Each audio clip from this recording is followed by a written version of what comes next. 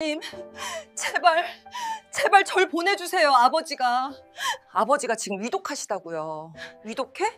그 영감 하나 쓰러진다고 세상 무너지는 거 아니야. 당장 저녁 준비나 해. 네? 지금 뭐라고 하셨어요? 동대문 시장 바닥에서 원단 쪼가리나 팔던 주제에 감히 우리 집안에 발을 들여? 끝없이 이어지는 경멸과 모욕.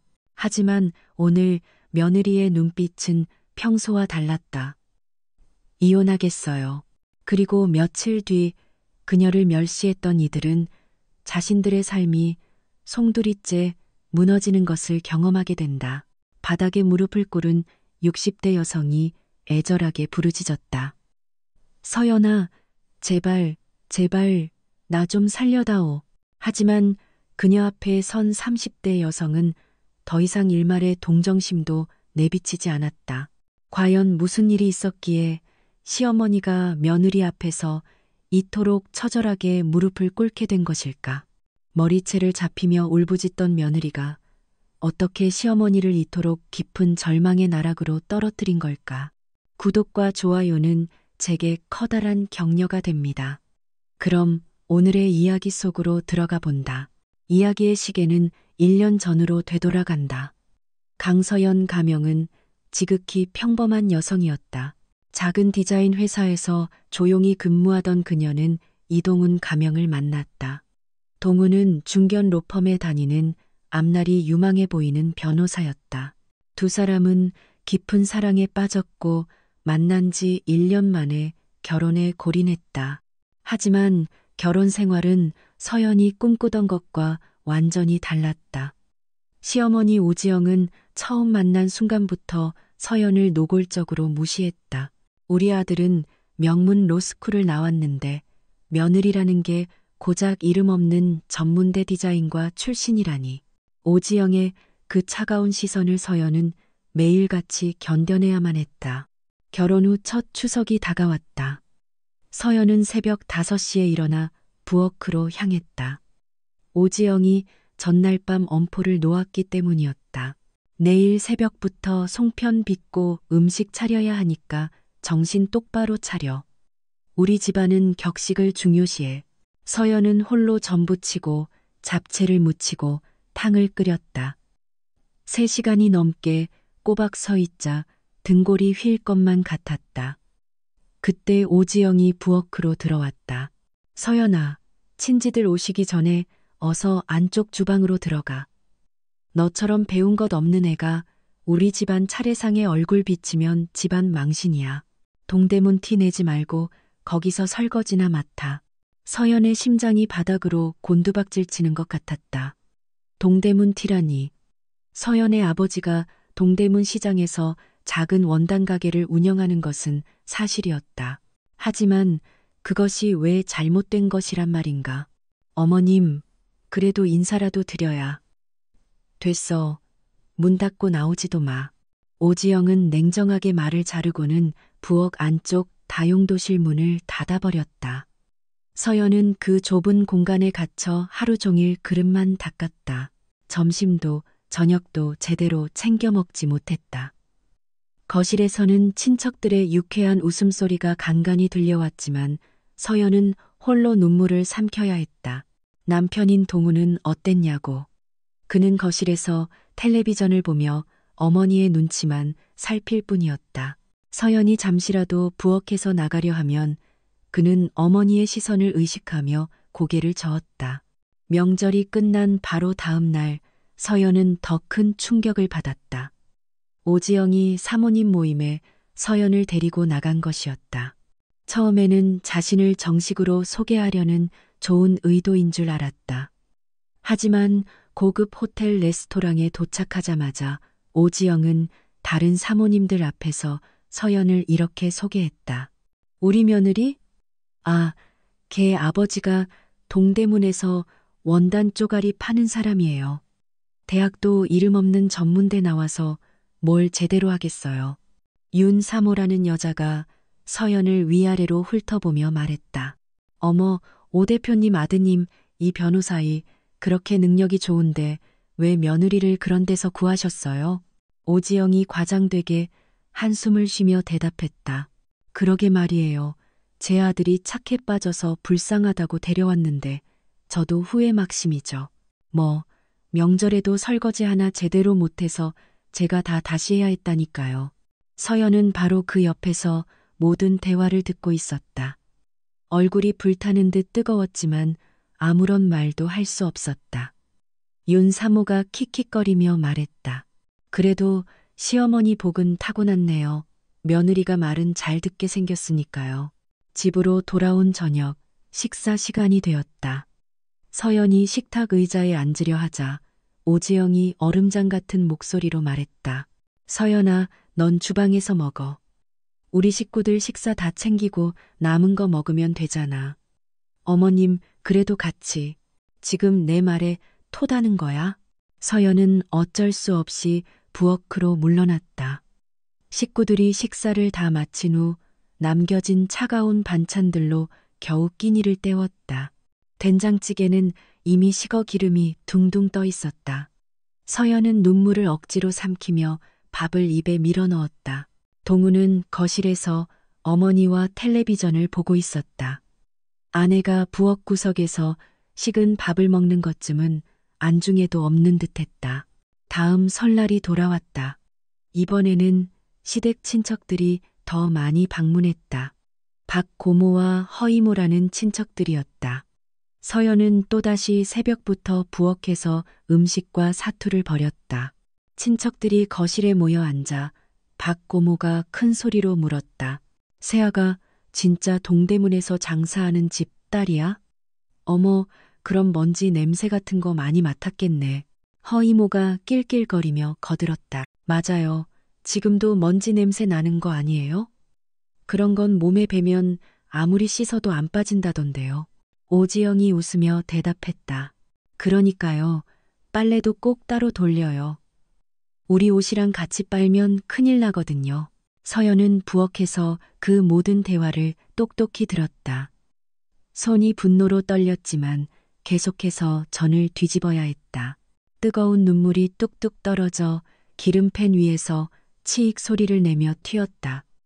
하지만 아무도 서연의 눈물을 알아채지 못했다.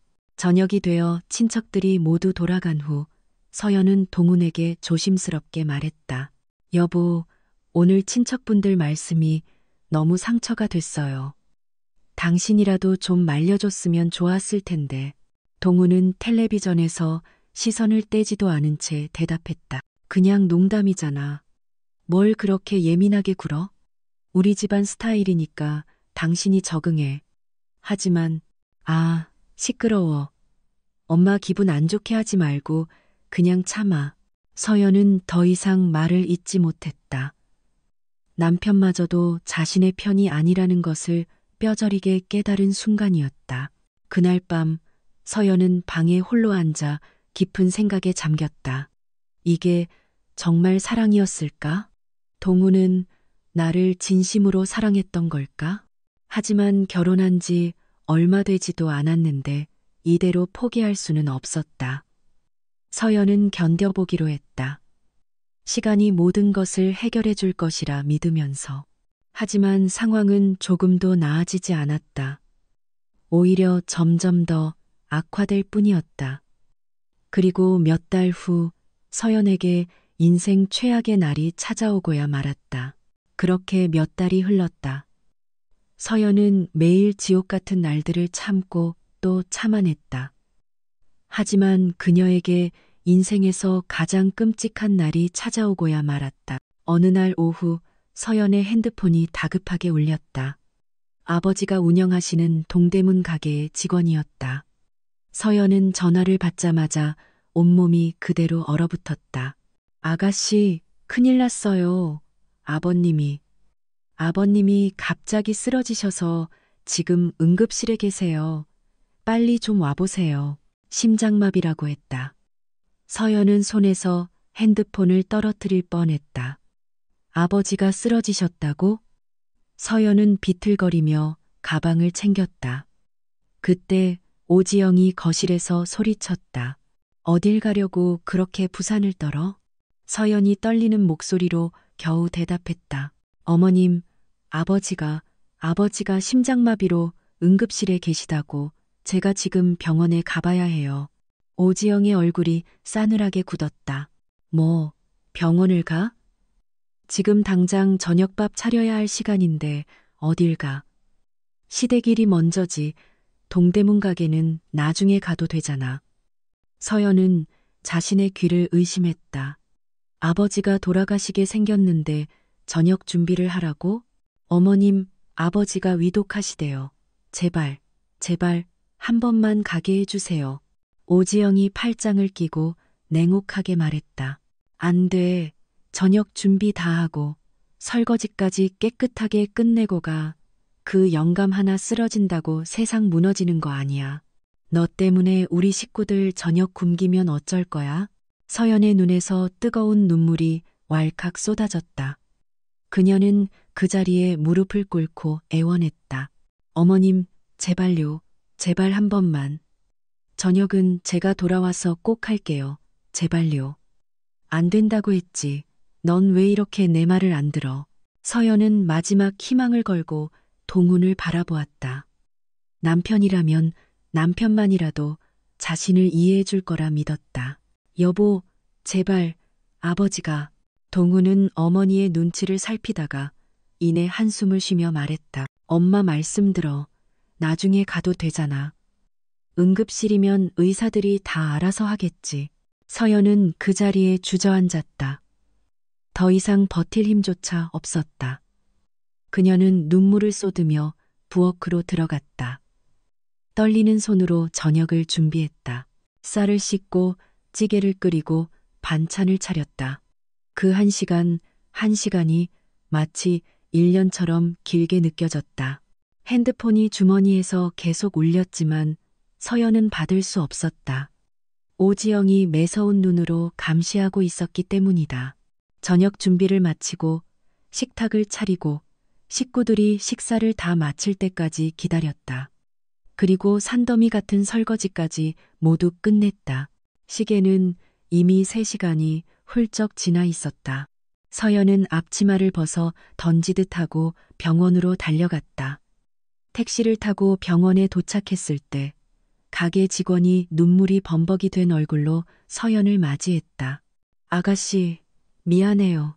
아버님이 1시간 전에 운명하셨어요. 서연의 다리에서 힘이 풀렸다. 그녀는 그 자리에 그대로 쓰러졌다. 아버지가 돌아가셨다고? 서연은 비명을 지르며 중환자실로 뛰어들어갔다. 하얀 천으로 덮인 아버지가 침대에 누워 계셨다. 서연은 아버지의 차가운 손을 잡고 울부짖었다.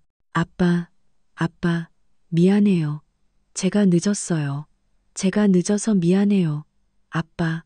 아버지는 이미 차갑게 식어 있었다. 서연은 몇 시간이고 아버지의 곁을 떠나지 못했다. 만약 내가 바로 왔더라면 마지막 인사라도 나눌 수 있었을 텐데.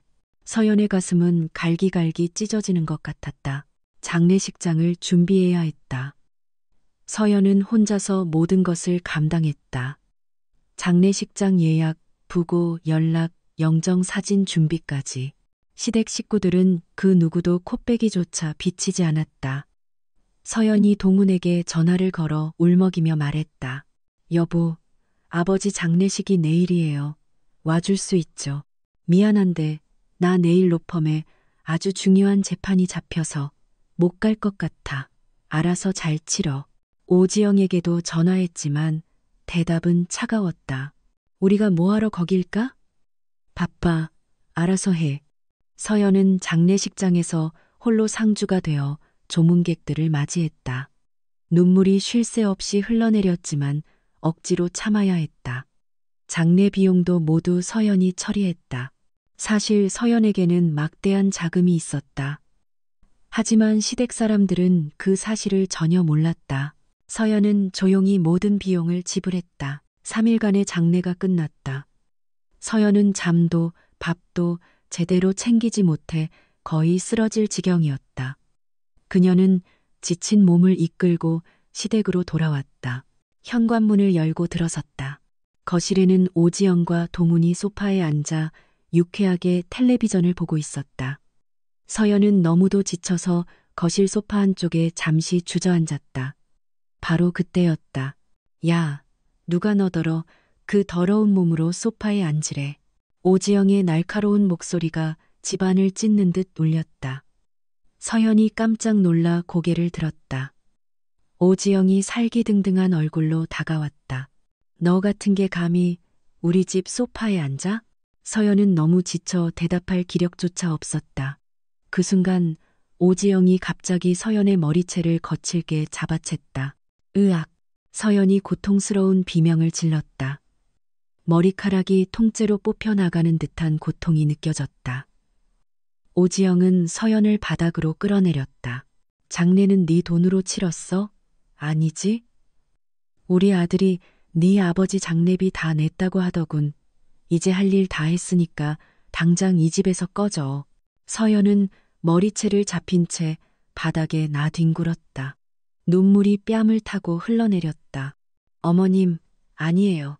제 돈으로. 오지영이 더 세게 머리를 잡아 흔들며 고함쳤다. 뭐? 네 돈? 동대문에서 원단 쪼가리 파는 주제에 네가 무슨 돈이 있어? 우리 덕에 호의호식한 주제에 은혜도 모르고 당장 짐 싸서 나가. 서연의 두피가 찢어지는 것만 같았다. 오지영은 서연을 방 쪽으로 짐짝처럼 밀어 던졌다. 서연은 바닥에 그대로 쓰러졌다. 오늘 안으로 짐 싸서 나가. 네 얼굴만 봐도 재수 없으니까. 동우는 그 모든 광경을 지켜보면서도 아무런 말도 하지 않았다. 그저 텔레비전으로 고개를 돌릴 뿐이었다. 서연은 바닥에 주저앉아 헝클어진 머리를 감쌌다. 손바닥에는 방금 뽑힌 머리카락 몇 가닥이 묻어 있었다. 서연은 방으로 기어 들어갔다. 문을 닫고 바닥에 쓰러져 흐느꼈다. 아버지를 잃은 슬픔, 시댁의 끔찍한 학대, 남편의 차가운 배신. 모든 것이 한꺼번에 그녀를 덮쳤다. 하지만 다음 날 아침, 서연에게는 더 큰 충격이 기다리고 있었다. 아침 일찍 은행에서 전화가 걸려왔다. 강서연 고객님, 어제 신청하신 3천만 원 신용대출건 확인차 연락드렸습니다. 서연은 깜짝 놀랐다. 저 대출 신청한 적 없는데요. 은행 직원이 당황한 목소리로 말했다. 네, 남편분이신 이동훈 변호사님께서 대리로 신청하셨는데요. 서류에 고객님 인감도장이 정확히 찍혀 있어서요. 혹시 모르셨던 건가요? 서연의 머릿속이 하얗게 비어버렸다. 동훈이 내 인감도장을 위조했다고? 서연은 서둘러 거실로 나갔다. 동훈은 출근 준비를 하며 커피를 마시고 있었다. 여보, 방금 은행에서 전화 왔어요. 당신이 내 명의로 3천만 원 대출 신청했다면서요? 이게 도대체 무슨 소리예요? 동훈이 태연하게 대답했다.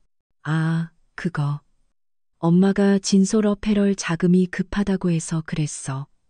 어차피 당신 이름으로 대출 좀 받는다고 큰일 나는 것도 아니잖아. 왜 그렇게 호들갑이야? 서연은 믿을 수가 없었다. 내 동의도 없이 내 명의로 대출을 받아요? 그것도 내 도장을 맘대로 위조해서? 동훈이 짜증스럽다는 듯 소리쳤다. 동대문 원단집 딸 주제 뭐가 그렇게 아깝다고 그래? 우리 집에서 먹여주고 재워주는 것만 해도 감사해야지. 그 정도 돈은 우리 집에 보답하는 셈쳐. 서연의 온몸이 분노로 떨렸다. 이 사람이 정말 자신이 그토록 사랑했던 남편이 맞을까? 서연은 더 이상 단 하루도 참을 수 없었다. 그날 밤 서연은 방에 홀로 앉아 결심을 굳혔다. 이제 끝이다. 더 이상은 단 1초도 참을 수 없다. 서연은 조용히 자신의 가방을 그리고 다음 날 아침 식사를 준비하는 대신 거실에 앉아있는 동훈과 오지영에게 차갑게 말했다. 이혼해요, 우리. 서연의 차갑고 단호한 목소리가 거실에 울려 퍼졌다. 동훈은 커피를 마시려다 그대로 멈칫했다. 뭐라고? 이혼? 서연이 고개를 끄덕였다. 눈물은 이미 다 말라버렸다. 이제 남은 것은 얼음 같은 냉정함 뿐이었다. 네, 이혼할게요. 더 이상 이 집에 머무를 이유가 없어요. 오지영이 방에서 나오다 그 말을 듣고는 오히려 박장대소를 터뜨렸다. 이혼, 좋아. 당장 이혼하자. 나도 너 같은 재수 없는 애 얼굴 보기도 싫었어. 우리 아들 앞길에 동대문 원단집 딸이 무슨 도움이 됐다고. 동훈도 금세 어머니의 편에 섰다. 좋아. 나도 너 같은 여자 이제 신물 나거든. 그런데 위자료는 꿈도 꾸지 마. 네가 잘못해서 이혼하는 거니까. 서연은 조용히 그들의 추악한 얼굴을 바라보았다. 동훈이 계속해서 짓거렸다. 오히려 내가 위자료를 받아야 할 판이야. 네가 우리 집에서 먹고 잔 거, 내가 사준 옷값 다 계산하면 몇 천만 원은 너한테 받아내야 해. 오지영이 거들었다. 맞아. 우리가 네 아버지 장례비까지 다 냈잖아. 그것도 다 받아내야지. 최소 5천만 원은 내놔. 서연은 그들의 말을 묵묵히 듣고 있었다.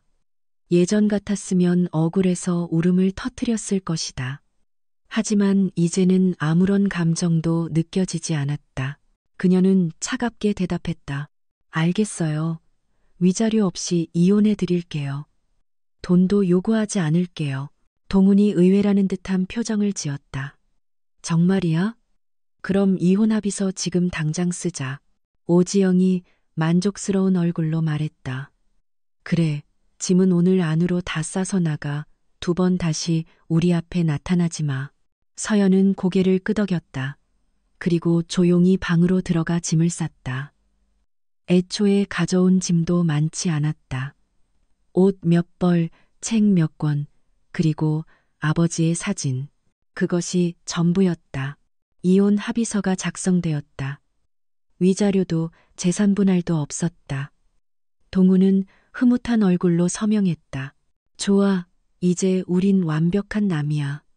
다시는 연락할 생각 마. 서연은 아무 말 없이 가방을 들고 집을 나섰다.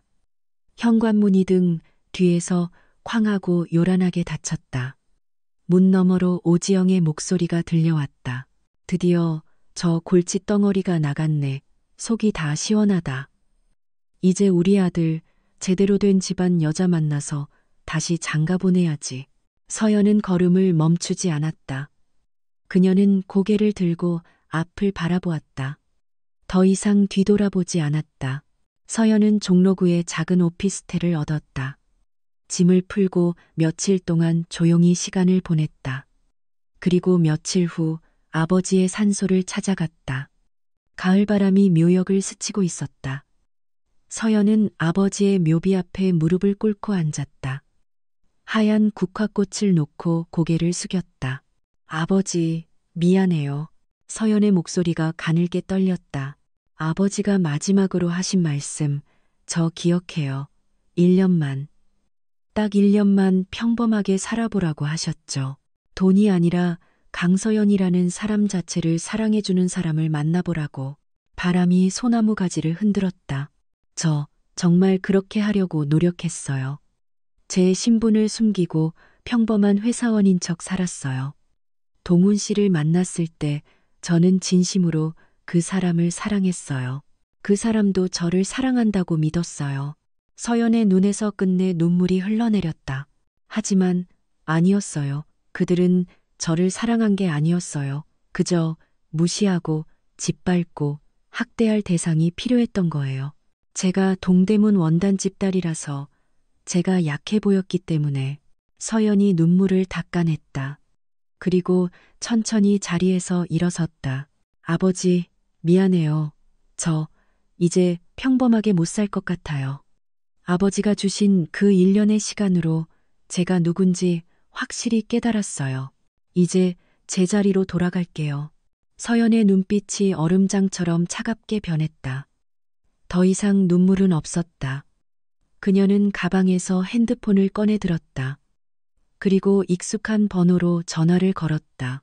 상대방이 전화를 받자마자 서연이 차분하게 말했다. 최 팀장님, 저예요. 강서연입니다. 전화 너머에서 놀라움에 가득 찬 목소리가 들려왔다. 이사님, 이사님이셨군요. 그동안 어디에 계셨던 겁니까? 나래 홀딩스가 발칵 뒤집혔었습니다. 서연이 잠시 침묵했다가 말했다. 개인적인 사정이 좀 있었어요. 저 복귀합니다. 내일 당장 출근할게요. 네, 알겠습니다, 이사님. 그리고 최 팀장님, 부탁할 게 있어요. 말씀하십시오, 이사님. 서연의 목소리가 한층 더 차갑게 가라앉았다. 진솔 어페럴이라는 회사 아시죠? 최 팀장이 즉각 대답했다. 네, 이사님, 저희 협력사 중 한 곳입니다. 의류 OEM 주문자 상표 부착 생산 쪽으로 거래하는 중소기업이죠. 서연이 조용히 명령했다. 그 회사와 관련된 모든 계약 내역 전부 정리해 주세요. 거래 규모, 계약 기간, 그리고 우리 그룹에 대한 의존도까지 전부 다 파악해 주세요. 그리고 해안 인베스트먼트 쪽에도 연락 좀 부탁드립니다. 최 팀장이 조심스럽게 물었다. 이사님, 혹시 진솔 어페럴과 무슨 문제라도? 서연이 말을 잘랐다. 자세한 건 내일 말씀드리죠. 일단 자료부터 준비해 주세요. 그리고 이 통화는 아직 아무에게도 말하지 마세요. 알겠습니다. 이사님, 내일 뵙겠습니다. 전화를 끊은 서연은 핸드폰을 내려다보며 차갑게 미소 지었다. 그 미소에는 어떠한 온기도 담겨 있지 않았다. 며칠 후 강서연은 완벽한 정장 차림으로 거울 앞에 섰다. 1년 만에 다시 보는 자신의 본래 모습이었다. 흐트러짐 없는 정장, 단정하게 올린 머리, 그리고 차갑지만 자신감 넘치는 표정. 이제 더 이상 동대문 원단집 딸 강서연이 아니었다. 나래 홀딩스 전략기획본부장 강서연 이사였다. 서연은 종로구에 위치한 본사 건물로 향했다.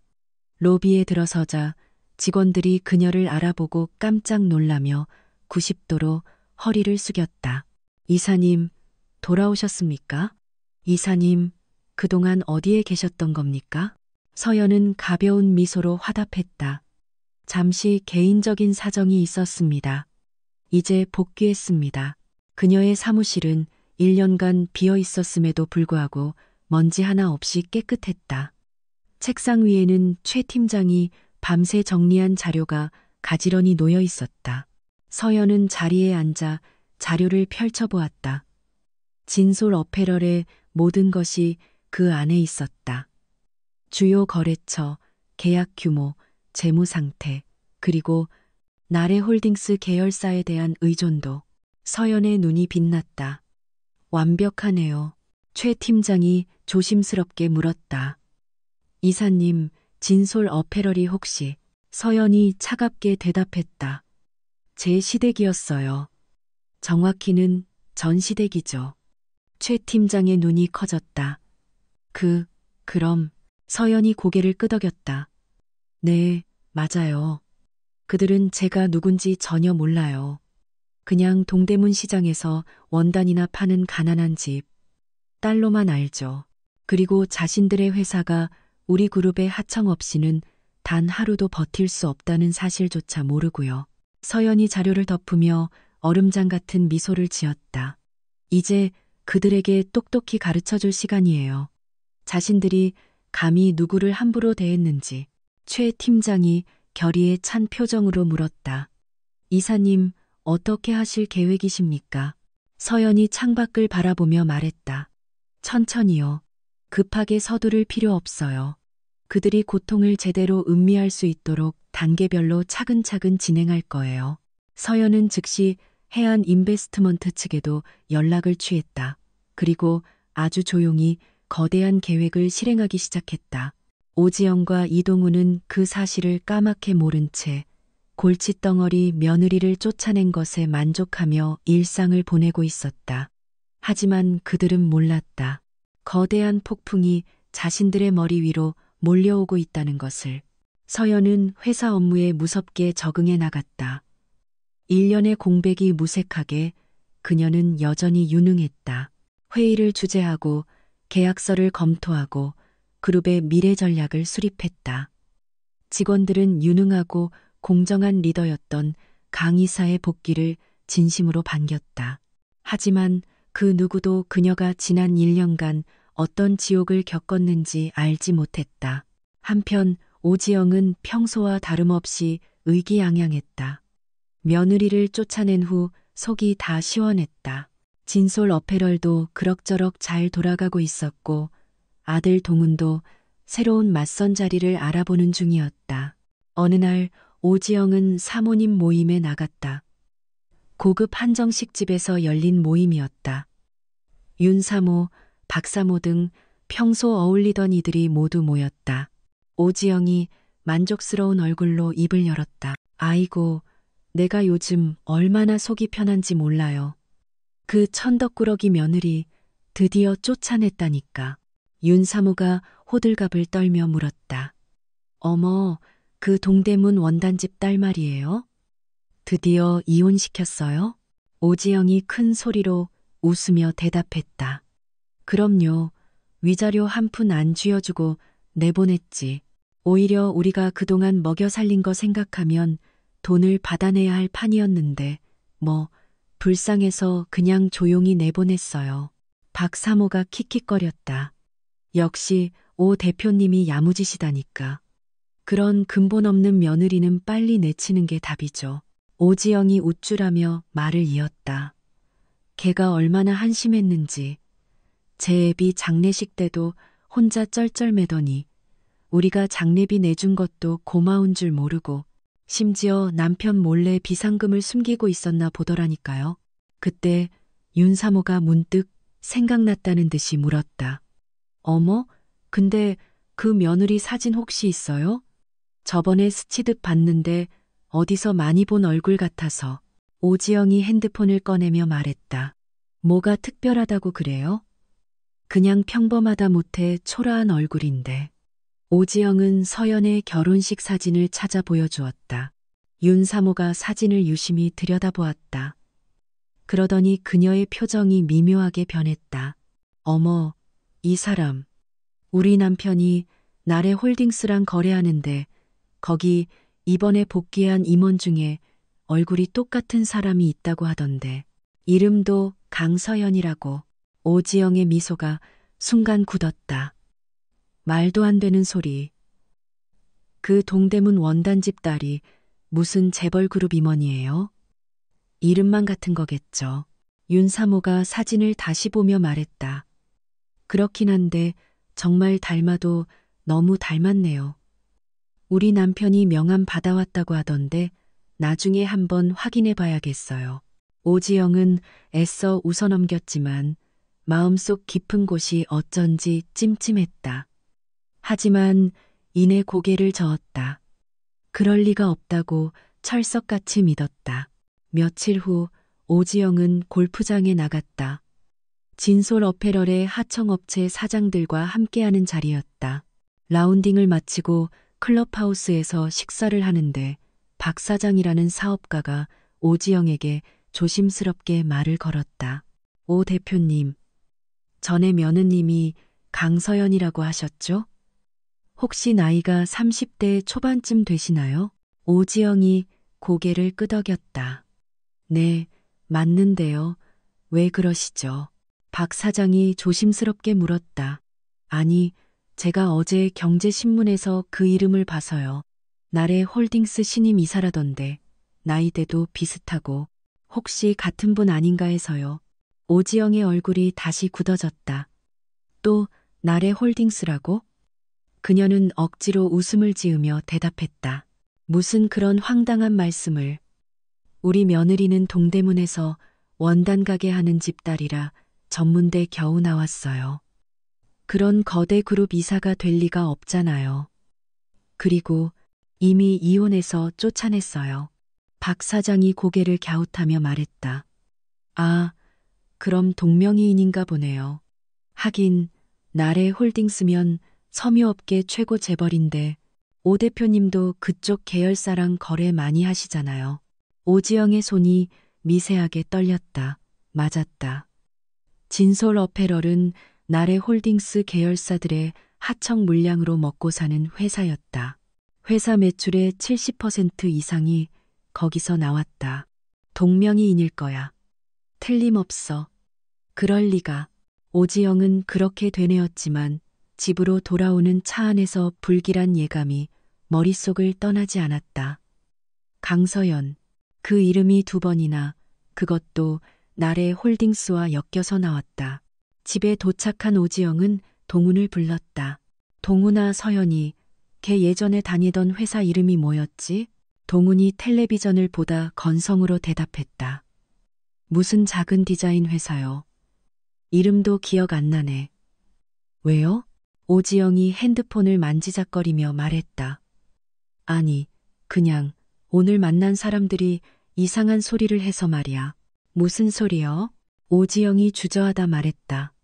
서연이랑 이름도 나이도 심지어 얼굴까지 비슷한 사람이 나래 홀딩스 이사로 있대. 동훈이 그 말을 듣고는 배를 잡고 웃었다. 엄마, 말도 안 돼요. 서연이가 재벌그룹 이사라고요?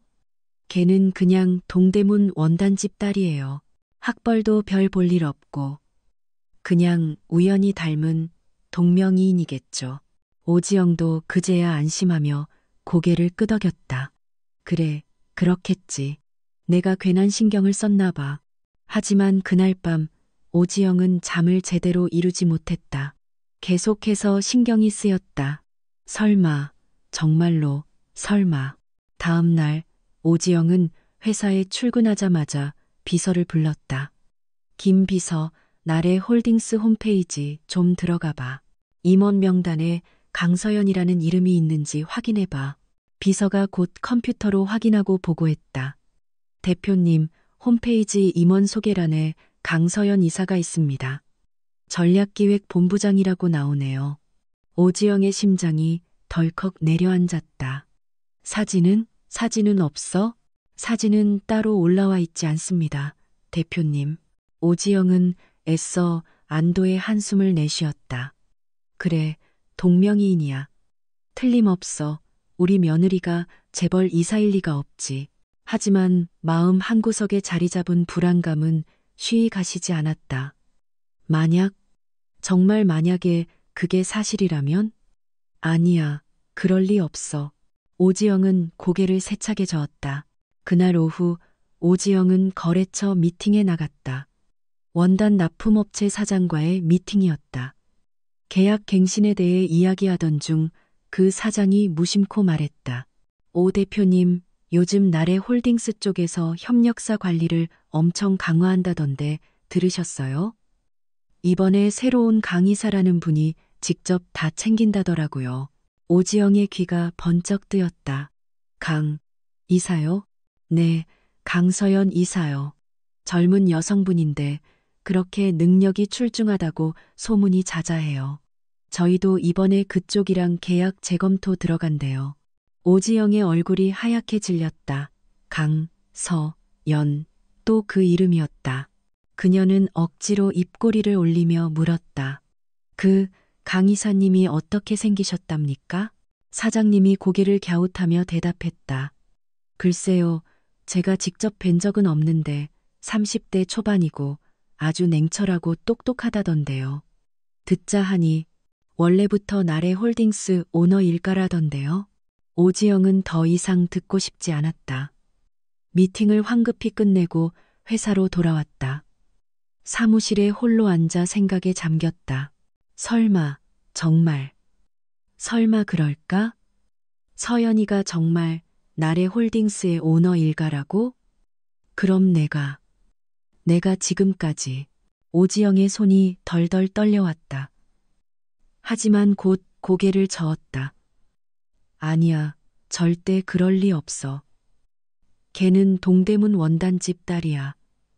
내가 똑똑히 확인했잖아. 하지만 그 불안감은 밤낮으로 그녀를 괴롭혔다. 그리고 며칠 후 그 끔찍한 불안감이 현실이 되는 날이 찾아오고야 말았다. 어느 월요일 아침이었다.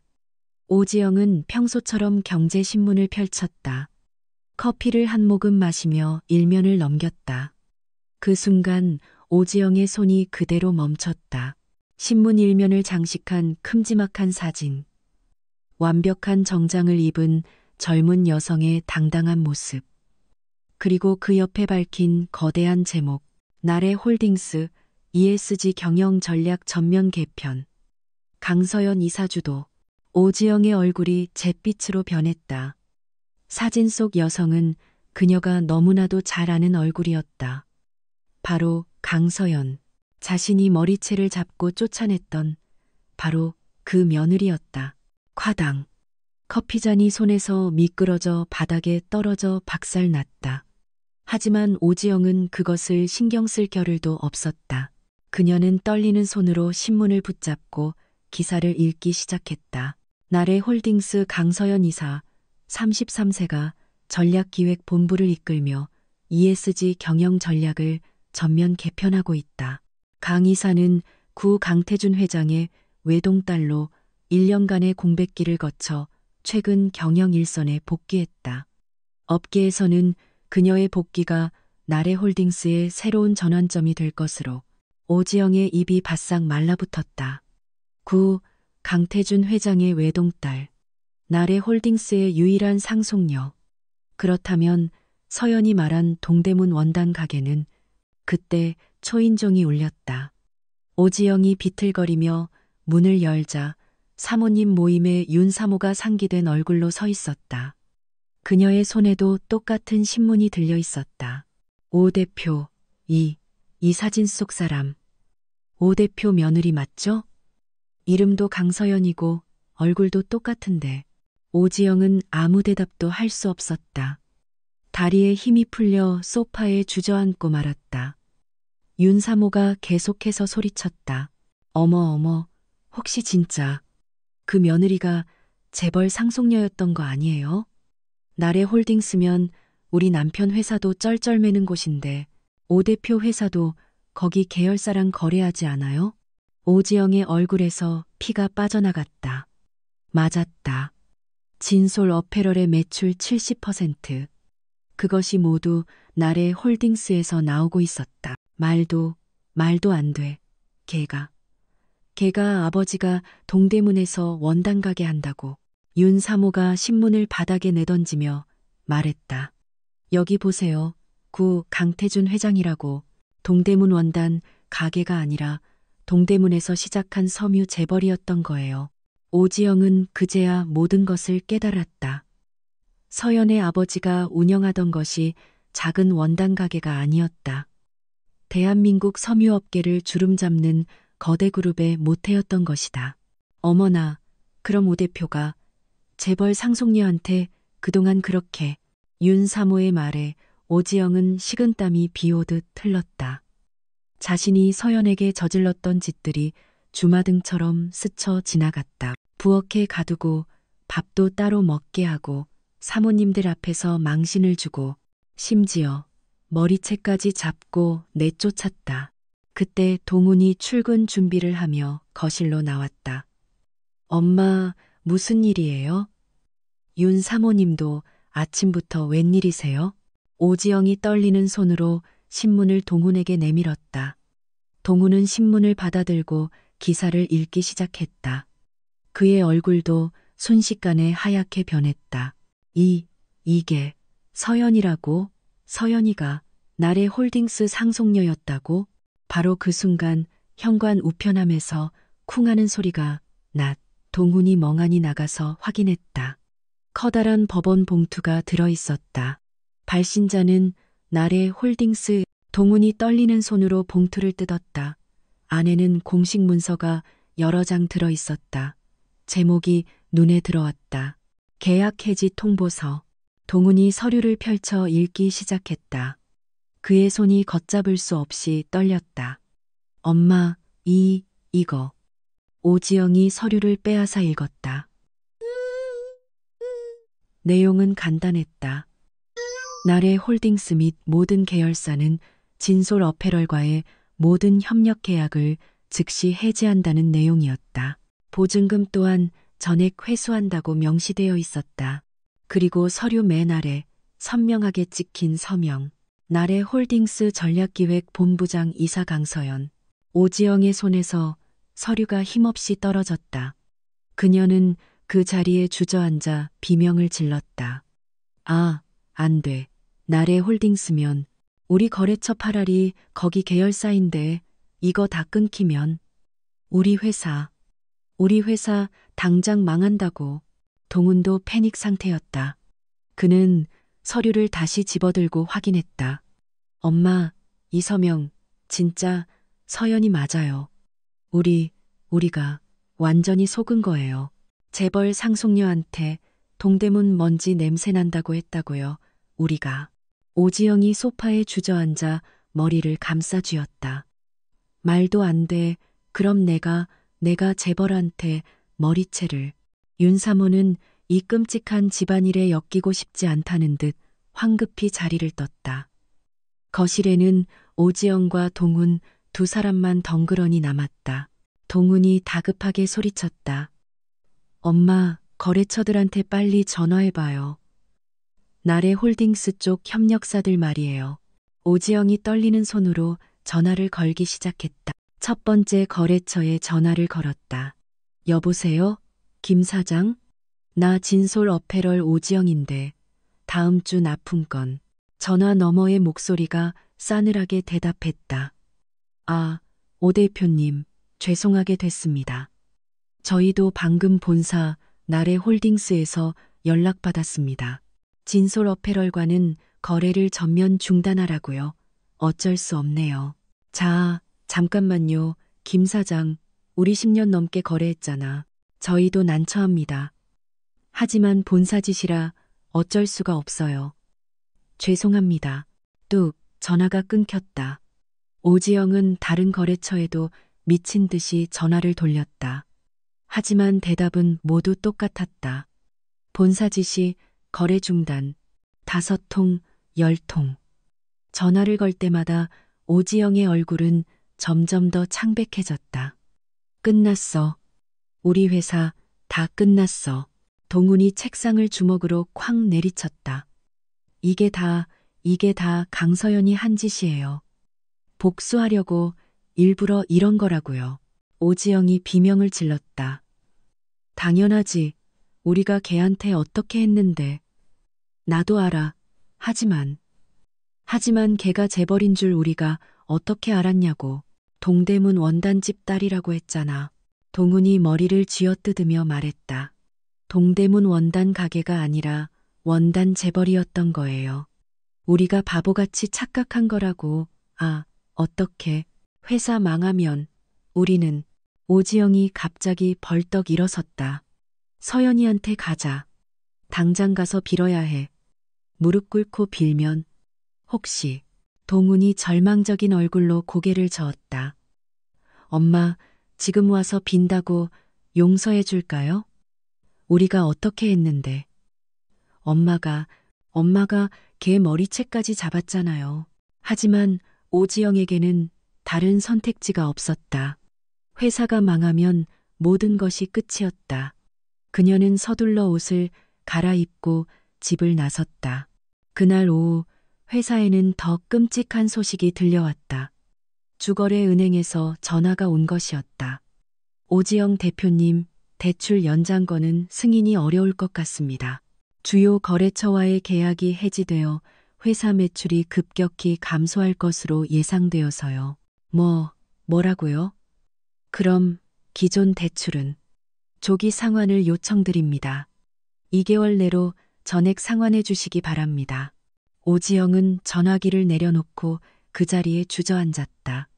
거래처는 모두 끊기고 은행에서는 당장 돈을 갚으라고 하고 진솔 어페럴은 이제 정말로 끝장이었다. 직원들도 소문을 듣기 시작했다. 불안한 얼굴로 서로 수군거렸다. 당장 다음 달 월급을 받을 수 있을지 걱정하는 목소리가 들려왔다. 오지영은 텅 빈 사무실에 홀로 앉아 있었다. 신문에 실린 서연의 사진이 자꾸만 눈앞에 어른거렸다. 차갑고 당당한 표정. 자신이 그토록 무시하고 학대했던 며느리가 실은 이렇게 무서운 사람이었다니. 내가 감히 재벌 상속녀를. 오지영의 눈에서 눈물이 흘러내렸다. 하지만 그것은 반성의 눈물이 아니었다. 평생을 바친 회사를 잃게 될지도 모른다는 공포의 눈물이었다. 한편 동우는 로펌 대표실로 불려갔다. 대표 변호사가 심각한 표정으로 말했다. 이 변호사, 자네 전 부인이 나래홀딩스 강서연 이사라던데 사실인가? 동훈이 당황하며 대답했다. 전 부인입니다. 이미 이혼했습니다. 이혼? 왜 이혼했나? 동훈은 차마 대답할 수 없었다. 대표 변호사가 한숨을 쉬며 말했다. 우리 로펌도 나래홀딩스 쪽 자문건이 꽤 많아 이번에 협력사 거래 중단으로 관련 법률 감사가 대대적으로 들어간다더군. 자네가 거기에 연루되어 있다는 소문이 돌면 우리 법인 이미지에 큰 타격이 와. 알겠나? 동훈의 얼굴이 새하얗게 변했다. 회사에서까지 문제가 되는 것이었다. 그날 저녁 오지영과 동훈은 텅 빈 집에서 마주 앉았다. 둘 다 아무 말도 없었다. 텔레비전에서는 경제 뉴스가 흘러나오고 있었다. 나래홀딩스가 협력사 관리 시스템을 전면 개편합니다. 강서연 이사는 공정거래와 상생협력을 강조하며 오지영이 리모컨을 집어던져 텔레비전을 껐다. 내일 당장 서연이 회사로 가야 해. 가서 무릎 꿇고 빌어야 해. 동훈이 고개를 숙였다. 엄마, 지금 간다고 용서해 줄까요? 오지영이 날카롭게 소리쳤다. 그래도 가야지. 다른 방법이 있어? 회사 망하고 우리 길바닥에 나앉을 거야. 그날 밤 두 사람은 단 한숨도 잠들지 못했다. 그들은 아직 몰랐다. 이것은 끔찍한 복수의 시작일 뿐이라는 것을. 다음 날 아침 오지영은 나래홀딩스 본사 앞에 섰다. 50층이 넘는 거대한 빌딩이 그녀를 압도했다. 평생 이런 건물 앞에서 주눅 들어본 적이 없었지만 오늘은 달랐다. 오지영은 로비로 들어가려 했다. 하지만 보안 요원이 앞을 가로막았다. 방문 등록하셨습니까? 저 강서연 이사님을 만나러 왔습니다. 제가 그 사람. 약속 없으신 분은 출입이 불가능하십니다. 오지영이 애원하듯 말했다. 제발요. 급한 일이에요. 꼭 만나야 해요. 내가 걔 시어머니, 아니, 걔 아는 사람이에요. 하지만 보안 요원은 단호했다. 오지영은 할 수 없이 건물 밖으로 쫓겨났다. 그녀는 결심했다. 서연이 나올 때까지 여기서 꼼짝 않고 기다리기로. 1시간, 2시간이 지났다. 차가운 가을바람을 맞으며 오지영은 덜덜 떨며 서 있었다. 다리가 끊어질 것 같았지만 참았다. 오후 5시가 되었다. 회사에서 사람들이 퇴근하기 시작했다. 그때 회전문이 열리고 서연이 걸어 나왔다. 완벽한 정장을 입은 서연은 그 자체로 당당했다. 최 팀장을 비롯한 직원 몇 명이 그녀의 뒤를 따르고 있었다. 서연은 차분하게 그들과 대화를 나누며 걷고 있었다. 오지영이 앞으로 미친 듯이 뛰어나갔다. 서연아. 서연이 걸음을 멈췄다. 천천히. 고개를 돌려 오지영을 바라보았다. 그 눈빛에는 일말의 감정조차 담겨 있지 않았다. 오지영이 서연의 앞에 섰다. 그리고 갑자기 그 자리에 무릎을 꿇었다. 서연아, 아니 이사님, 제발 한 번만 용서해주게. 주변을 지나던 사람들이 모두 놀라서 쳐다보았다. 서연의 직원들도 당황한 표정을 감추지 못했다. 하지만 서연은 미동도 하지 않았다. 오지영이 울부짖으며 애원했다. 내가 미쳤었네. 내가 다 잘못했어. 제발 계약만은. 회사 망하면 우리 직원들은 다 어떡하라고. 제발. 서연이 자신 앞에 무릎 꿇은 오지영을 차갑게 내려다보며 말했다. 어머님, 지금 여기 와서 무릎 꿇는다고 용서받을 수 있을 거라 생각하셨어요? 오지영이 눈물을 쏟아내며 말했다. 내가 정말 잘못했어. 다시는 안 그럴게. 제발. 서연의 목소리가 얼음처럼 차갑게 가라앉았다. 제 머리채 잡고 흔드실 때는 언제고 지금 와서 눈물입니까? 제 아버지가 돌아가시는 순간에도 저녁밥 차리라며 병원도 못 가게 막으실 때는 언제고요? 오지영이 바닥에 이마를 찌으며 울었다. 미안해. 정말 미안해. 내가 죽을 죄를 졌어. 서연이 한 걸음 다가섰다. 그녀의 목소리는 낮았지만 주변의 모든 소리를 압도할 만큼 또렷했다. 어머님, 형편이 어려우면 다들 그렇게 사는 줄 아세요? 굶어 죽을지언정 타인의 존엄성을 짓밟지는 않는 사람들이 세상에 훨씬 더 많습니다. 어머님은 그걸 선택하셨던 거고요. 제발 회사만은 살려주게. 서연이 냉정하게 말을 끊었다. 회사요? 제가 왜 어머님 회사를 살려드려야 하죠? 제 아버지가 돌아가시는데도 저녁 준비하라고 하신 분인데 이제 와서 사정이라니요. 오지영이 서연의 바지자락을 붙잡았다. 서연아, 제발 나 좀 살려줘. 내가 정말 잘못했다니까. 서연이 오지영의 손을 거칠게 뿌리쳤다.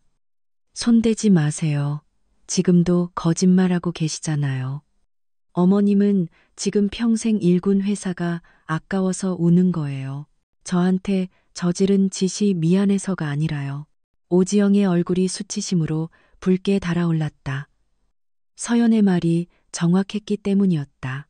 서연이 계속해서 말했다. 어머님이 저한테 뭐라고 하셨죠? 동대문 원단 쪼가리나 파는 주제라고, 우리 덕에 호의호식하는 주제라고 하셨죠. 그 말 기억나세요? 그건 내가 정말. 서연이 단호하게 말했다. 저도 어쩔 수 없습니다. 이미 결정된 사안입니다. 계약 해지는 절대 번복할 수 없습니다. 오지영이 이성을 잃고 소리쳤다. 너 정말 이렇게까지 할 거야? 그래, 내가 잘못했어. 하지만 복수가 이렇게까지 잔인해야 해? 우리 회사에 딸린 식구들은 어떡하라고. 서연의 눈빛이 더욱 차갑게 빛났다. 직원들 걱정은 어머님이 하셨어야죠. 부도덕한 경영으로 회사를 위기에 빠뜨린 건 제 잘못이 아닙니다. 그리고 어머님, 이건 복수가 아니에요. 단지 거래를 중단한 것뿐입니다. 정당한 비즈니스 결정이죠. 거짓말, 너 나한테 복수하려고 이러는 거잖아. 서연이 조용히 대답했다. 그럼 어머님은 제가 그냥 참고 넘어갈 줄 아셨습니까? 머리채를 잡히고 아버지 장례식 날 쫓겨나고 제 명의로 3천만 원을 도둑질 당했는데도 말입니다. 오지영은 아무 말도 할 수 없었다. 서연이 마지막으로 말했다. 어머님, 전 어머님이 진심으로 반성한다고 단 1%도 생각하지 않습니다. 지금 이 순간에도 회사 걱정, 돈 걱정뿐이시잖아요. 제게 사과하는 것도 결국 회사 때문이고요. 죄송하지만 전 이제 가봐야겠습니다. 서연이 차갑게 등을 돌렸다. 오지영이 바닥에 주저앉은 채 악을 썼다. 강서연, 너 이러다 천벌 받을 거야. 너 때문에 수많은 사람들이 일자리를 잃으면 그 책임도 네가 져야 할 거야. 서연이 잠시 걸음을 멈췄다. 하지만 돌아보지는 않았다. 그녀는 조용히 그러나 단호하게 말했다. 그 직원분들은 제가 책임지겠습니다. 재취업이든 지원금이든. 하지만 어머님은 아닙니다. 서연은 망설임 없이 준비된 차에 올라탔다. 차가 부드럽게 출발했다. 오지영은 바닥에 주저앉아 울부짖었다. 으아, 망했어. 다 망했어. 주변 사람들이 수군거리며 지나갔다. 오지영은 그 차가운 아스팔트 바닥에 초라하게 버려졌다.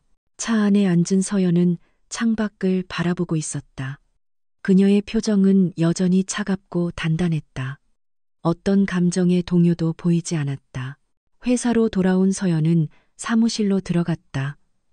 책상에 앉아 서류를 검토하고 있는데 최 팀장이 노크를 하고 들어왔다. 이사님, 보고 드릴 사안이 있습니다. 서연이 고개를 들었다. 말씀하세요. 최 팀장이 조심스럽게 서류를 내밀었다. 이사님, 해안 인베스트먼트에서 연락이 왔습니다.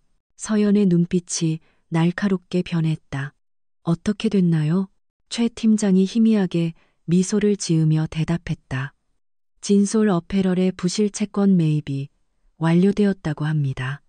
총 지분 55%를 확보했습니다. 서연이 잠시 침묵했다. 그리고 천천히 미소를 지었다. 그 미소는 차가웠지만 동시에 만족스러워 보였다. 좋아요. 예상보다 훨씬 빨리 진행됐네요. 네, 이사님. 진솔 어페럴이 극심한 자금난에 빠지면서 채권자들이 앞다투어 헐값에 채권을 매각했거든요. 해안 인베스트먼트에서 그걸 재빠르게 전량 매입했습니다. 서연이 고개를 끄덕였다. 그럼 이제 경영권 확보는? 네, 지분 55%면 충분하고도 남습니다. 당장 임시주주 총회 소집이 가능합니다. 서연이 창밖의 야경을 바라보며 명령했다. 일주일 뒤로 임시주총을 소집하세요. 안건은 대표이사 오지영 해임입니다. 최 팀장이 잠시 망설이다 물었다. 이사님, 정말 여기까지 하시는 겁니까? 사실 계약 해지만으로도 진솔 어페럴은. 서연이 최 팀장을 바라보았다. 그 눈빛은 흔들림이 없었다. 최 팀장님, 그들이 저에게 한 짓을 아십니까? 제 아버지가 돌아가시는 순간에도 병원에 가지 못하게 막았습니다. 아버지 장례를 치르고 온 날 제 머리채를 잡고 집에서 쫓아냈습니다. 제 명의로 제 도장을 위조해 돈을 훔치려 했습니다. 최 팀장은 더 이상 아무 말도 하지 못했다. 서연이 차갑게 말했다. 그들은 자신들이 저지른 짓에 대해 정확하고 처절한 대가를 치러야 합니다. 계약 해지는 시작일 뿐이었어요. 알겠습니다, 이사님. 즉시 일주일 후로 임시주총을 준비하겠습니다. 최 팀장이 사무실을 나갔다. 서연은 홀로 남아 창밖을 바라보았다. 서울의 불빛들이 화려하게 반짝이고 있었다. 서연이 조용히 읊조렸다. 어머님, 이제 진짜가 시작이에요. 그녀의 눈빛에는 더 거대한 폭풍이 예고되어 있었다. 오지영은 아직 몰랐다. 계약 해지가 끝이 아니라는 것을, 자신을 기다리는 진짜 지옥은 이제부터 시작이라는 것을. 일주일이 지났다. 오지영은 회사를 살리기 위해 마지막 발악을 하고 있었다. 새로운 거래처를 찾고 은행에 사정하고 투자자를 찾아다녔다. 하지만 소용없었다. 나래 홀딩스의 눈밖에 난 회사를 거들떠보는 곳은 아무데도 없었다. 업계에는 이미 오지영이 재벌 상속녀 며느리를 학대했다는 흉흉한 소문이 파다했다. 어느 날 오전 회사로 등기 우편이 도착했다. 비서가 사색이 된 얼굴로 서류를 오지영에게 가져왔다. 대표님, 법원에서 우편물이. 오지영이 떨리는 손으로 봉투를 뜯었다. 안에는 공식 문서가 들어있었다. 임시주주총회 소집 통지서. 오지영은 서류를 읽기 시작했다. 미화운송 주식회사 진솔 어페럴로 변경되어야 함. 원문 오류를 수정하여 적용. 진솔 어페럴 주식회사 임시주주총회를 다음과 같이 소집합니다. 1. 일시 3일 후 오전 10시 2. 장소 진솔 어페럴 본사 대회의실 3. 안건 대표이사 오지영 해임의 건. 오지영의 얼굴이 새하얗게 질렸다. 대표이사 해임 누가 감히 나를 해임해. 그녀는 서류를 계속 읽었다. 소집 청구인 명단에는 해안 인베스트먼트라는 낯선 이름이 적혀 있었다. 그리고 맨 아래에는 이렇게 쓰여 있었다. 본 주주총회는 총 지분 55%를 보유한 주주들의 적법한 청구에 의해 소집되었습니다. 오지영이 비명을 질렀다. 55%? 그게 무슨 소리야. 지분 70%는 내가 갖고 있는데. 비서가 울먹이며 말했다. 대표님, 지난주에 자금난 때문에 채권자들이 담보로 잡고 있던 지분을 매각했다고 연락 왔었잖아요. 그 지분이 전부 넘어간 것 같습니다. 오지영은 그제야 깨달았다. 자금난에 빠지자 채권자들이 헐값에 넘긴 그 지분을 누군가가 전부 사들인 것이었다. 누가 내 지분을. 오지영이 다급하게 변호사에게 전화를 걸었지만 변호사의 대답은 절망적이었다. 오 대표님, 적법한 절차로 진행된 지분 매각이라면 막을 방법이 없습니다. 3일 뒤 주총에 참석하셔야 합니다. 전화를 끄는 오지영은 바닥에 주저앉았다. 동훈에게 전화를 걸었다. 동훈아, 큰일 났어. 주총이 소집됐어. 나를 해임한다고. 동훈도 패닉 상태였다. 뭐라고요? 그게 무슨 소리예요? 누군가 우리 회사 지분 55%를 가져갔어. 3일 뒤에 주총에서 날 쫓아내겠대. 동훈이 떨리는 목소리로 물었다. 혹시 서연이가. 오지영도 같은 생각을 했다. 하지만 믿고 싶지 않았다. 계약 해지도 모자라서 이제 회사까지 통째로 빼앗으려고? 3일 후 임시 주총날이 밝았다. 오지영은 초췌한 모습으로 회사 대회의실에 도착했다. 문을 열자 긴 테이블 반대편에 낯선 사람들이 앉아 있었다. 정장을 입은 중년 남성이 가운데 앉아 있었고 그 옆으로는 변호사로 보이는 이들이 서류를 펼쳐놓고 있었다. 오지영이 떨리는 목소리로 물었다. 당신들은 누구요? 중년 남성이 일어나 명함을 내밀었다. 안녕하십니까? 해안 인베스트먼트의 진 대표라고 합니다.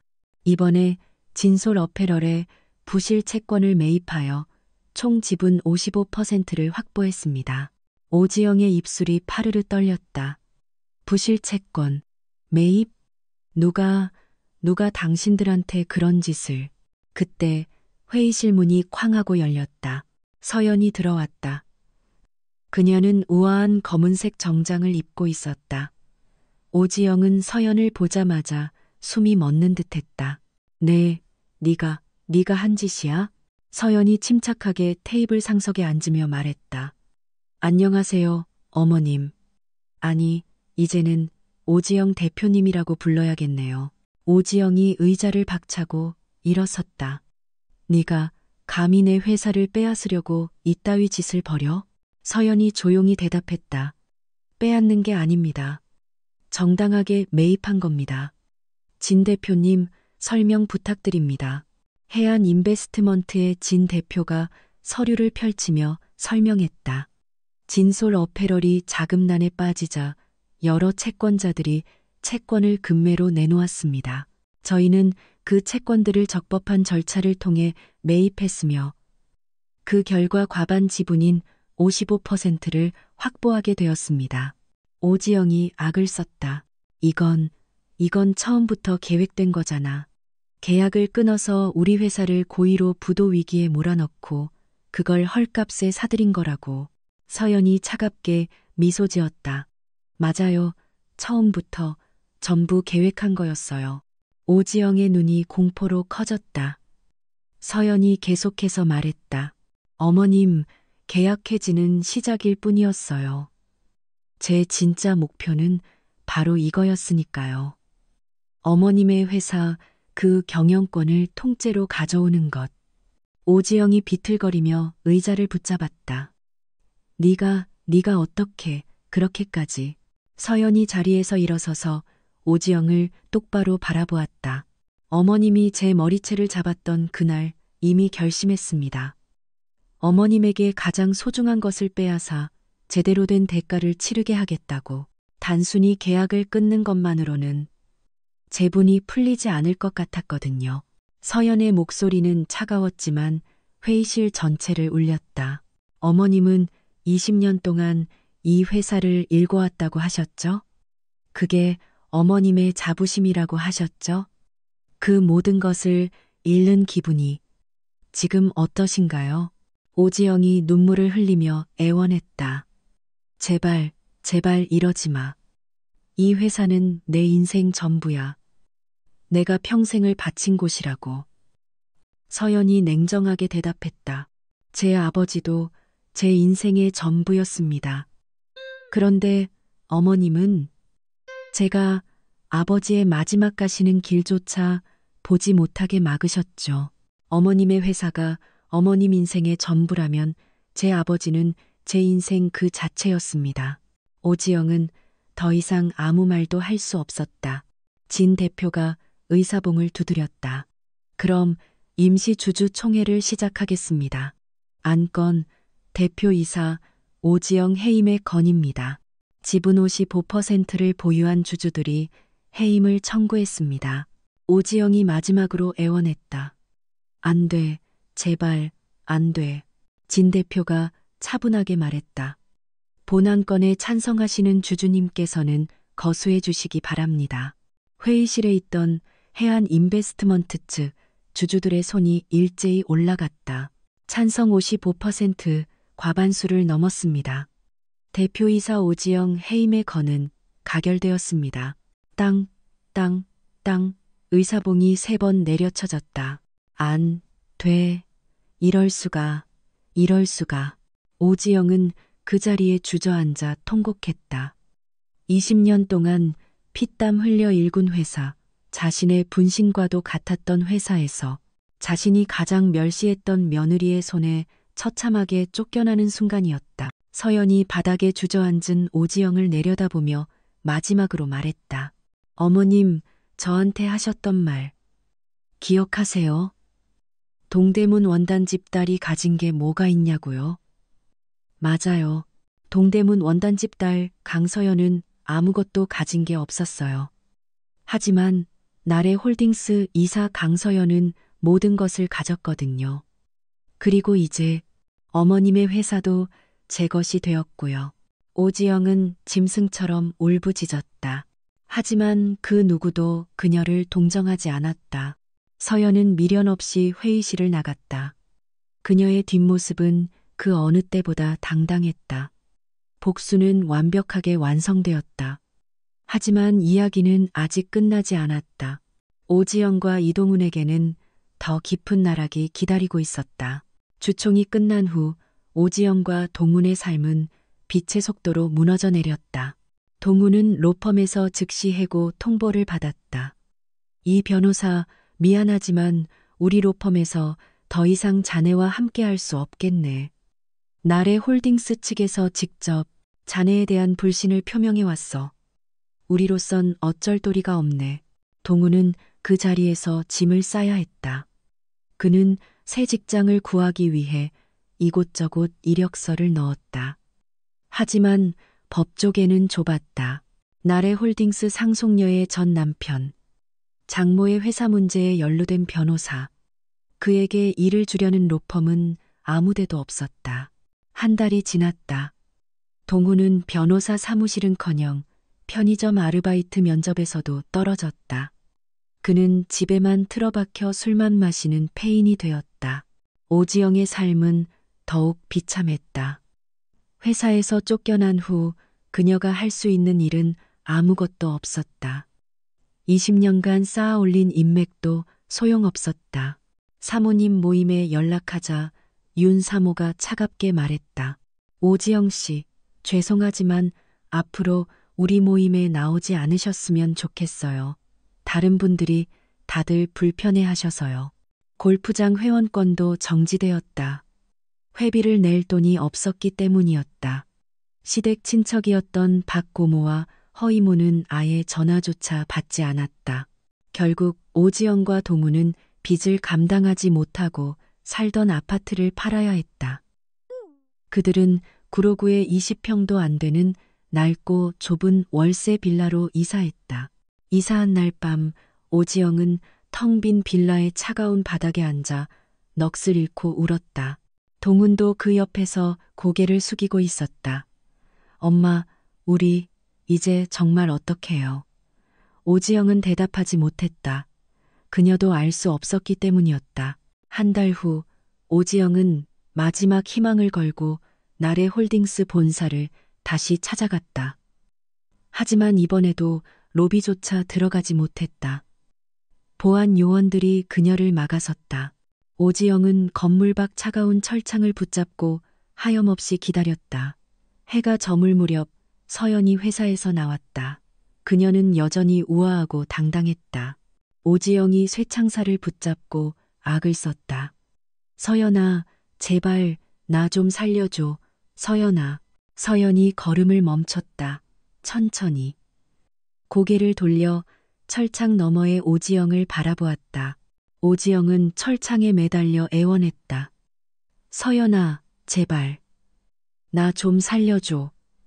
내가 정말 다 잘못했어. 집도 팔고 길바닥에 나은 게 생겼어. 제발 회사라도, 아니 그냥 먹고 살 길이라도 열어줘. 제발. 서연이 철창 앞으로 다가왔다. 하지만 그녀의 표정은 여전히 무표정했다. 어머님, 이제 와서 빈다고 달라지는 게 있을까요? 오지영이 눈물 콧물을 쏟아내며 말했다. 내가 정말 잘못했어. 나 이제 아무것도 없어. 친구도, 돈도, 집, 제발 한 번만 더 기회를 줘. 서연이 고개를 저었다. 어머님, 제가 왜 어머님께 기회를 드려야 하죠?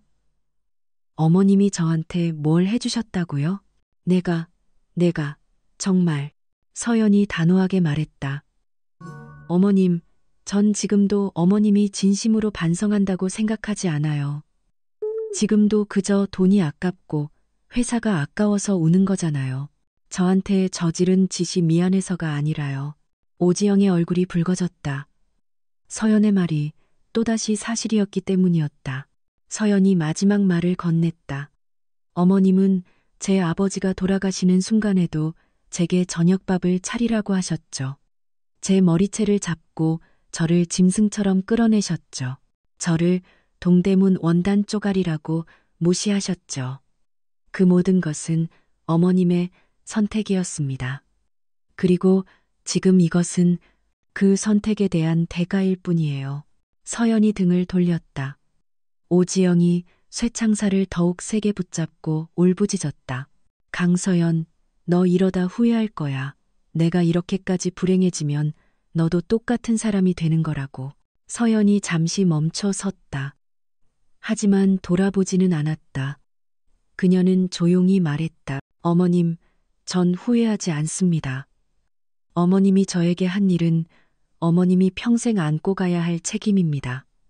그게 바로 정이니까요. 서연은 차에 올라탔다. 차가 미끄러지듯 출발했다. 안 돼, 안 돼. 오지영은 쇠창살에 매달린 채 그 모습을 바라보다가 이내 바닥에 주저앉아 통곡했다. 지나가는 사람들이 힐끗 쳐다봤지만 아무도 그녀를 동정하지 않았다. 며칠 후 서연은 진솔 어페럴의 전 직원들을 강당에 모았다. 불안한 표정의 직원들이 서로 눈치만 보고 있었다. 서연이 단상에 올라서서 말했다. 여러분, 그동안 걱정이 많으셨을 겁니다. 오늘 이 자리는 여러분께 감사 인사와 함께 좋은 소식을 전하기 위해 마련했습니다. 직원들이 긴장한 얼굴로 서연을 바라보았다. 전임 경영진이 체불했던 여러분의 급여와 퇴직금 전액을 이번 주 내로 100% 지급하겠습니다. 직원들 사이에서 안도의 한숨과 함께 낮은 웅성거림이 터져 나왔다. 그리고 원하시는 분들에 한해 나래홀딩스의 계열사나 우수 협력 업체로의 재취업을 알선해 드리겠습니다. 여러분의 능력과 경력은 부당하게 버려져서는 안 되니까요. 한 직원이 조심스럽게 손을 들고 물었다. 이사님, 저희는 오 대표님 밑에서 일했는데도 괜찮을까요? 서연이 부드럽게 미소 지으며 대답했다. 여러분은 아무 잘못이 없습니다. 그저 각자의 자리에서 열심히 일하셨고 회사를 위해 최선을 다하셨습니다. 경영진의 잘못으로 인해 직원들이 피해를 보는 일은 없어야 합니다. 직원들의 눈에 눈물이 맺혔다. 한 직원이 자리에서 일어나 고개를 숙였다. 감사합니다, 이사님. 정말 감사합니다. 다른 직원들도 모두 일어나 박수를 쳤다. 서연은 그들에게 깊이 고개를 숙여 답례했다. 그날 오후 서연은 진솔 어페럴의 하청업체 사장들을 만났다. 작은 업체들이었지만 오랜 세월 성실하게 일해온 이들이었다. 서연이 말했다. 사장님들, 전임 경영진이 미지급했던 물품 대금 전액을 오늘 안으로 100% 송금해 드리겠습니다. 그리고 앞으로도 공정하고 투명한 거래를 약속드립니다. 한 사장님이 감격에 차서 말했다. 이사님, 정말 감사합니다. 저희는 석 달째 대금을 못 받아서 직원들 월급도 못 줄 뻔했습니다. 서연이 미소 지으며 대답했다. 사장님들이 성실하게 일하신 당연한 대가입니다. 앞으로 나래홀딩스는 협력사와의 상생을 최우선 가치로 삼겠습니다. 협력업체 사장들이 뜨거운 박수를 보냈다. 주말이 되었다. 서연은 다시 혼자 아버지의 산소를 찾았다. 맑은 가을바람이 불고 있었다. 서연은 아버지의 묘비 앞에 무릎을 꿇고 앉았다. 국화꽃을 내려놓고 조용히 말했다. 아버지, 다 끝났어요. 바람이 소나무 가지를 스치며 대답하는 듯했다. 아버지가 말씀하신 대로 1년 동안 평범하게 살아봤어요. 진심으로 사랑도 해봤고요. 하지만 세상은 제가 생각했던 것보다 훨씬 잔인한 곳이더라고요. 서연의 눈에 맑은 눈물이 맺혔다. 그래도 후회는 안 해요. 아버지, 저 이제 제대로 일할게요. 아버지가 평생을 바쳐 일구신 이날의 홀딩스, 제가 더 크게 키워낼게요. 그리고 아버지처럼 공정하고 정의로운 사업가가 될게요. 서연이 고개를 들었다. 하늘은 눈이 시리도록 푸르렀다. 아버지가 항상 말씀하셨잖아요. 약한 사람들을 돕고 공정하게 거래하고 사회에 기여하라고. 저 꼭 그렇게 할게요. 아버지처럼요. 서연은 자리에서 일어섰다. 그녀는 더 이상 울지 않았다. 그녀의 눈빛은 그 어느 때보다 단단하고 결연했다. 아버지, 이제 편히 쉬세요. 제가 다 잘해낼게요. 서연은 산을 내려갔다. 그녀의 발걸음은 놀랍도록 가벼웠다. 어깨를 짓누르던 무거운 복수의 짐을 내려놓은 듯했다. 다음 주 월요일, 서연은 어김없이 회사에 출근했다. 책상 위에는 새로운 프로젝트 자료가 산더미처럼 쌓여 있었다. 최 팀장이 밝은 얼굴로 들어왔다. 이사님, 새로운 ESG 프로젝트 바로 시작할까요? 서연이 환하게 미소 지으며 대답했다.